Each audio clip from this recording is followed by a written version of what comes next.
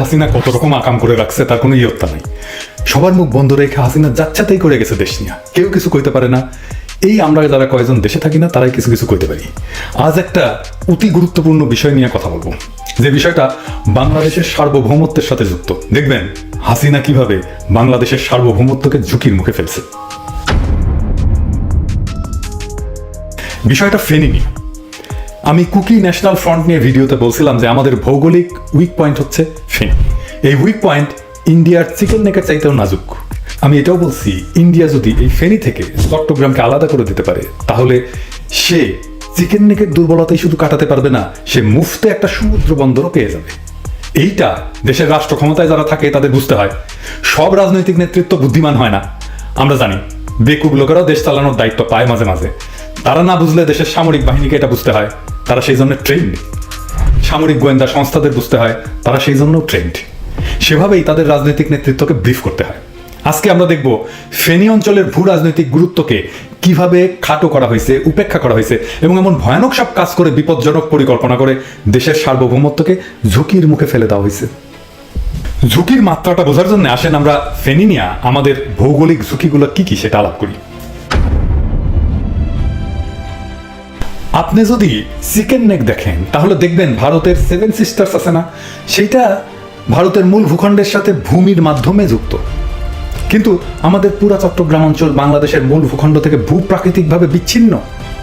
ভয়ানক কথা, কিন্তু ফেনী নদী চট্টগ্রাম অঞ্চলকে বাংলাদেশের মূল ভূখণ্ড থেকে বিচ্ছিন্ন করে রাখছে। এই চট্টগ্রাম অঞ্চল বাংলাদেশের মূল ভূখণ্ডের সাথে কিভাবে যুক্ত? তাইলে যুক্ত মাত্র 3টা সড়ক সেতু আর একটা রেল সেতু দিয়ে।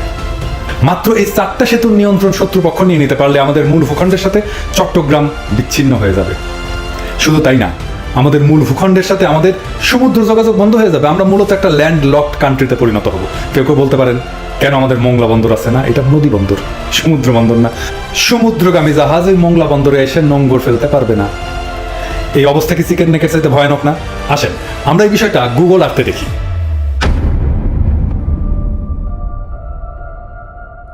এই যে দেখেন ফেনী নদী সেই ত্রিপুরা থেকে আসছে, তারপর স্ট্রেট বঙ্গোপসাগরে পড়ছে। দেখছেন তো এই ফেনী নদী যে চট্টগ্রামকে ভৌগোলিকভাবে বিচ্ছিন্ন করে রাখছে। এই গুরুত্বপূর্ণ বিষয়টা এই অঞ্চলের যে কোনো ধরনের অবকাঠামো নির্মাণ, কোনো ধরনের বিদেশি রাষ্ট্রের উপস্থিতির সময় আমাদের মনে রাখতে হবে। এইবার আসেন আমরা সমুদ্রের দিক থেকে দেখতে শুরু করি। প্রথমে মুহুরী প্রকল্প। এইটা নিয়ে যাদের জানা নাই তাদের বলি, এইটা ওয়ার্ল্ড ব্যাংকের অর্থায়নে বাংলাদেশের দ্বিতীয় বৃহত্তম সেচ প্রকল্প। বাংলাদেশের প্রথম বায়ু বিদ্যুৎ প্রকল্প এইখানে একটা বিশেষ জায়গা দেখায় রাখতে চাই। এটা নিয়ে আমরা পরে আলাপ করবো। সেটা হচ্ছে মিরসরাই অর্থনৈতিক অঞ্চল। এটা কিন্তু ফেনীর সাথেই, এবং যেই দুর্বল ভৌগোলিক এলাকা বললাম সেইখানে। তো এইখানে এই মুহুরী প্রজেক্টে একটা সড়ক সেতু, এটা প্রথম সেতু বা প্রথম সংযোগ। আরো উপরে যাই, আরো উপরে যাই, এইখানে দেখবো আমরা 2টা সেতু পাশাপাশি। প্রথমে একটা সড়ক সেতু, এরপর একটা রেল সেতু। এরপরে আমরা আরো উপরে যাই, আরো উপরে এইখানে আর একটা সড়ক সেতু। এই 4টা সড়ক সেতু বাংলাদেশের মূল ভূখণ্ডকে চট্টগ্রামের সাথে যুক্ত করছে। আচ্ছা এবার আসেন আমরা দেখি হাসিনা কোথায় কোথায় গ্যাঞ্জাম করছে। দেখেন এই মিরসরাই অঞ্চল যেটা দেখাইলাম, এই অঞ্চলে ইন্ডিয়াকে জায়গা দেওয়া হয়েছে অর্থনৈতিক অঞ্চলে। অল্প স্বল্প জায়গা না, 900 একর জায়গা।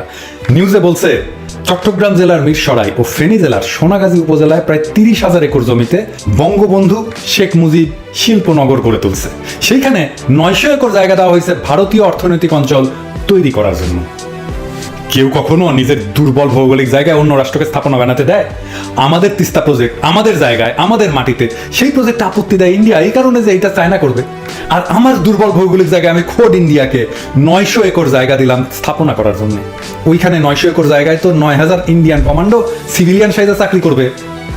এই কাজে সেনাবাহিনী কেন মানা করলো না? আপত্তি জানাইলো না? সামরিক গোয়েন্দারা কেন মানা করলো না? কেন ওকে সিগন্যাল দিল? উত্তর আছে কোনো? ও আচ্ছা, ওনারা তো আবার আমাদের পোস্টে বট বাহিনী দিয়ে কমেন্ট করানোতে বিজি আছেন। ওনাদের ডিস্টার্ব দেওয়া ঠিক হবে না, তাই না? আপনাদের যে দেশের মানুষ বেতন দিয়া পালে, কেন পালে? করেনটা কি আপনারা? দেশের সার্বভৌমত্ব রক্ষার জন্য করেনটা কি বলেন তো? এক্সপ্লেইন করেন। আরে খারাপ আরো আছে। ইন্ডিয়া আমার ভূমিতে ব্রিজ করছে। ব্রিজ এই ফেনী নদীর উপরে ওদের সাবরং আর বাংলাদেশের রামগড়কে যুক্ত করে নাম দিছে মৈত্রী সেতু। কি মৈত্রী রে বাবা! ইন্ডিয়া আমার ভূমিতে এবং স্পর্শকাতর ফেনীর ভৌগোলিক সীমানায় ব্রিজ করছে। তাদের লক্ষ্য কি সেটাও তারা বলছে। তারা ত্রিপুরার সাথে চট্টগ্রাম বন্দরের যোগাযোগ স্থাপন করতে চায়। ভাই এটা পরিকল্পনা না, কিন্তু হয়ে গেছে অলরেডি। এই দেখেন গুগল আর্থে সেই ব্রিজটা কি চমৎকার দেখা গেল। এই কুলে মোদি আর ওই কুলে মাম্ম, মাঝখানে ফেনী নদী বইয়া চলে যায়। তো আমাগো সেনাবাহিনী এই ব্রিজটা করার সময় কইবেন না যেটা করতে দেওয়া যাবে না? আপনারা না বাংলাদেশের সার্বভৌমত্বরে রক্ষা করবেন, তো স্ট্র্যাটেজিক্যালি গুরুত্বপূর্ণ জায়গায় আপনি আরেক রাষ্ট্রের অ্যাক্সেস দেন কেমনে, কোন যুক্তিতে? নাকি ভাবছেন যুদ্ধ তো আমি করুন না, যুদ্ধ করবে কৃষকের পোলা? জবাব আছে কোনো জেনারেল সাহেবেরা? বাংলাদেশে এমন একটা অবস্থা করে রাখছেন ভয় দেখা যে সামরিক বাহিনী নিয়ে কেউ কোনো কথা কইতে পারবে না, কিন্তু আপনারা কি কাজ করেন সেটা তো জবাব দিতে হবে নাকি?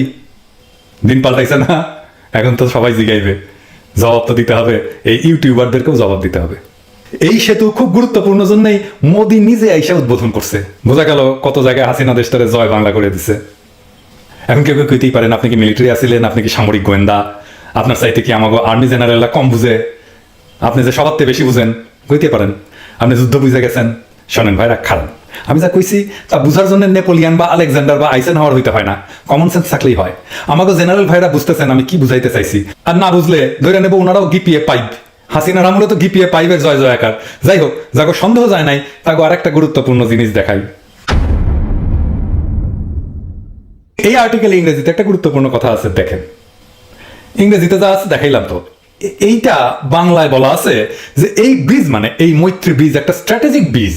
যখন সে ইন্ডিয়া চায়নার সাথে লড়াই করবে সেই সময়ের জন্য একটা স্ট্র্যাটেজিক ব্রিজ। তাইলে দেখছেন তো এটার মিলিটারি ইম্পর্টেন্স কেমন। এখানে শেষ না, ত্রিপুরার বেলোনিয়া রেল স্টেশনের সাথে ফেনী জংশনের ডাইরেক্ট রেল লাইন বসতেছে। কুজিকজিক কইরা ওনারা যেন আসতে পারেন সেই ব্যবস্থা পাকা কইরা ফেলতেছেন। আসেন আরো একটা জিনিস দেখাই। এই ফেনী কেন সামরিকভাবে গুরুত্বপূর্ণ এটা বোঝার জন্য তো নেপোলিয়ান হইতে হয় না। দেখেন এই নিউজটা দেখেন। এই নিউজটা মুক্তিযুদ্ধের সময়কার। ফেনীর অনেকেই ফেনী বিলোনিয়া যুদ্ধের কথা জানেন। এখানে সবচেয়ে বেশি সম্মুখ যুদ্ধ হয়েছিল না মুক্তিযুদ্ধের সময়, কারণ এইটা ছিল ভৌগোলিকভাবে গুরুত্বপূর্ণ পাকিস্তানের জন্য। এই মুহুরী ব্রিজের এখানে হয়তো একের পর এক অপারেশন, 1,500 থেকে 2,000 মুক্তিযোদ্ধারা একসাথে এসে এখানে অপারেশন করে গেছেন একের পর এক। এবং বলাই বাহুল্য নভেম্বর পর্যন্ত ওনারা কোনো অপারেশনে সফল হইতে পারেননি, এত শক্ত এই জায়গায় মিলিটারি রেজিস্ট্যান্স ছিল পাকিস্তানের।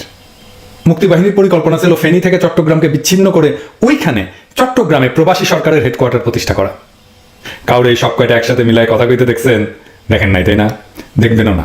বাংলাদেশের মিডিয়া, বাংলাদেশের ইন্টেলিজেন্সিয়ারে যে ইন্ডিয়া পালে সে তো এমনি এমনি পালে না, তাই না? তাদের অন্নদাতার ইন্টারেস্ট দেখতে হবে না?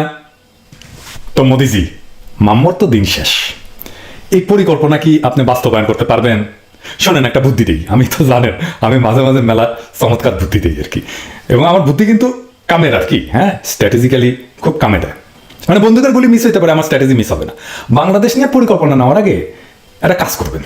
তার আগে একটা গল্প বলি, বুঝতে সুবিধা হবে। একটা চিড়িয়াখানায় এক বান্দরের খাঁচার সামনে এক লোক গিয়া দেখে বান্দর কলা খাইতেছেন, কিন্তু অদ্ভুত প্রক্রিয়া কলা খাইতেছে। কলাটা খাওয়ার আগে সেই কলাটা তার পশ্চাৎ দেশে প্রবিষ্ট করায়, সেটা বাইর করে তারপরে খাইতেছে। তো লোকটা জিগায় চিড়িয়াখানার লোকরে, সে খাওয়ার আগেই কাজ কেন করতেছে? তো চিড়িয়াখানার লোক কয়দিন আগে তার কেউ একটা কদ বেল দিছিল, সেটা সে গিলা ফেলেছিল, কিন্তু পিছে দিয়ে বাইর করতে পারেন নাই, রক্তারক্তি হয়ে গেছে। তাই এখন সে বুদ্ধিমান হয়েছে, খাওয়ার আগে সে মাপ দিয়ে না ওইটা বাইর হবে কিনা ঠিকঠাক মতো। তো মোদিজি, বাংলাদেশে আপনার কোনো উচ্চাভিলাষী সামরিক পরিকল্পনা নেওয়ার আগে এইভাবে পরীক্ষা করে নিতে পারেন। কখনো গণেশ উল্টাইলে দেখবেন গলাধকরণ তো করছিলেন আরামে, কিন্তু সেটা আর বাড়াইতেছে না। তাই বান্দরটার মতো বুদ্ধিমান হন, ঠিক